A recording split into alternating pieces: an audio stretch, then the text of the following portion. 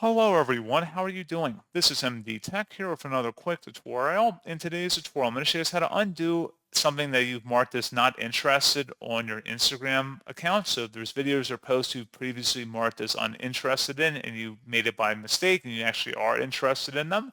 In today's tutorial, I'm going to show you guys how to take care of that. And without further ado, let's go ahead and jump right into it.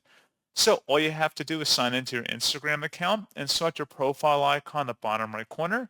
Then you want to proceed to select the hamburger icon in the top right corner. Underneath how you use Instagram, select your activity, and then scroll down underneath where it says suggested content, not interested. Select that. Any items you've added that you're not interested in, you could remove them pretty easily on this page, and then they become available to you once again, and then they would become visible and available to you once again. So pretty straightforward process on that, guys. And as always, thank you for watching. I do hope that I was able to help you out, and I do look forward to catching you all in the next tutorial. Goodbye.